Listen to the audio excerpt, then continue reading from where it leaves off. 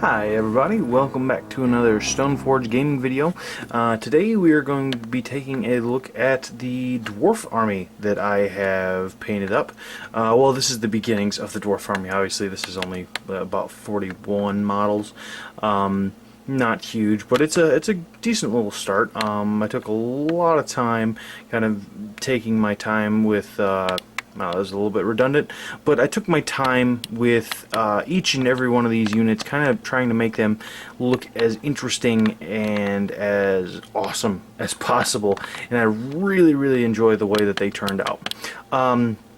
So this first unit we have here, which is kind of or at least should be the basis for any Dwarven player's army, in either Kings of War, which is what I'm currently using them for, although they are GW models, so you can use them for Warhammer, obviously. Is a 20-man unit of Dwarf Ironclad or Dwarf Warriors. Either they're pretty much the same thing in both games. Regular old dwarves with weapon and shields. You can see I have, I believe that's the Battle for Skull Pass miniature at the front there as the leader. Battle standard, musician, which don't really play too much into Kings of War, but I like the look of it. So I painted them up in kind of a red and white, with some hints of blacks and all the different metallics. That is pretty standard for dwarves: bronzes, steels, and golds. Back here I have a dwarf cannon, which is kind of an interesting little piece. It's again, I think a Battle for Skull Pass exclusive. It's pretty interesting little model. I like that. I did it up in the same, you can see the same brass colors, bronzes or brass, whatever, that I did the rest of my dwarves up in. Over here we have a 10-man unit of in Kings of War, again, they're Iron Watch rifles. In Games Workshop terms or Warhammer terms, they are the dwarf, I think just riflemen. But I painted them up in similar red and white with this different metallic colors. You can see there I did different freehand markings on their flags there, which was kind of interesting. Musician, standard bearer, the leader with a brace of dwarven pistols.